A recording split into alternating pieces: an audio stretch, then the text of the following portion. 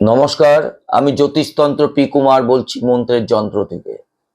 আমি গতবারে বলে গেছিলাম চন্দ্রের জাতক জাতিকা সম্বন্ধে, আজও বলবো চন্দ্রের জাতক জাতিকা সম্বন্ধে।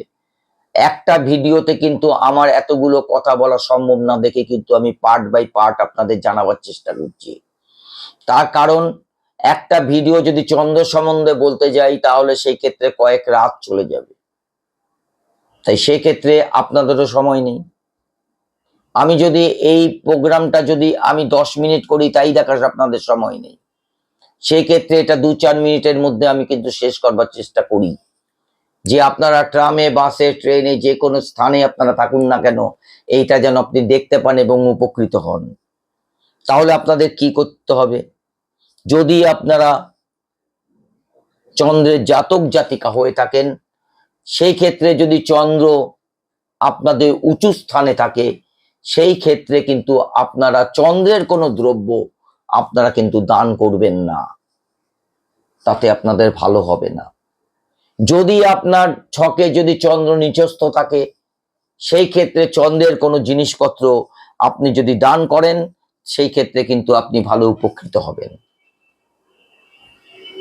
দ্বিতীয় ব্যাপার, যদি আপনি চন্দ্রের জাতক বা জাতিকা হয়ে থাকেন, সেই ক্ষেত্রে প্রতি রাতে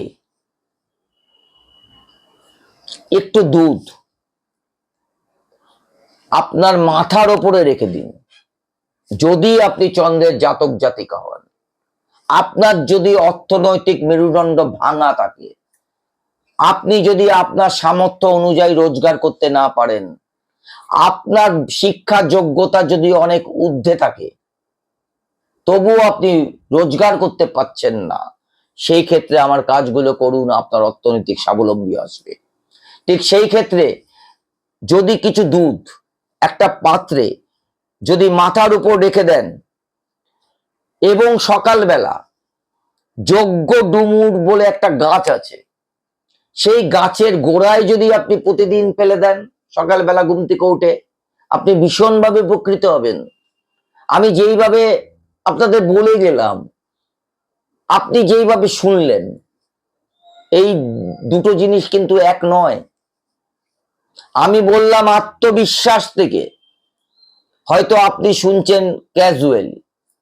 যদি আপনিও আপনার আত্মবিশ্বাস থেকে যদি এটা শুনতে পারেন বা করতে পারেন, আমি 100% গ্যারান্টেড আপনি আপনার অর্থনৈতিক মেরুদণ্ড ভাঙা মেরুদণ্ড আপনার জোড়া লেগে যাবে। যদি অনেক বাড়ি আছে, আপনারা দেখেছেন কিনা জানি না, আমি দেখেছি, যেই বাড়িতে উপরে ছাদ নিচে কুয়ো, ওইসব বাড়িতে থাকবেন না, কুয়ো বন্ধ করে দিন, বা নতুন করে কোনো কুয়ো ছাদের তলে খুঁড়বেন না, চন্দ্র রেগে যাবে, আপনার জীবনটা কিন্তু নষ্ট হয়ে যাবে, আপনার ফ্যামিলি নষ্ট হয়ে যাবে। এটা কিন্তু মাথায় রাখবেন। আমি যে টিপস গুলো আপনাদের আমি দিয়ে যাচ্ছি, সেই টিপস গুলো কিন্তু আপনার জীবনে যদি সত্যি বিশ্বাস করে চলতে পারেন, যদি আপনি আপনার ইষ্ট দেবতাকে ভালোবাসেন, তাহলে কিন্তু এই টিপস গুলো কিন্তু আপনার জীবনে কিন্তু পরবর্তী হতে চলেছে। 45টা দিন, 45 ডেজ যদি আপনি চন্দ্রের জিনিস দান করতে পারেন। এবার চন্দ্রের জিনিস কি, আমাকে ফোন করতে হবে।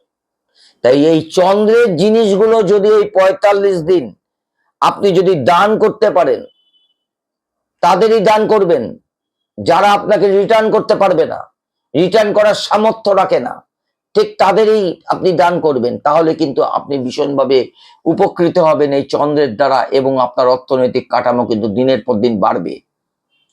মন্ত্রের যন্ত্র সঠিক পথ কিন্তু আপনাকে দেখাবে। মন্ত্রের যন্ত্র আপনার জীবনে কিন্তু প্রতিফলিত করবার চেষ্টা করবে, কোনো অর্থের বিনিময় নয়।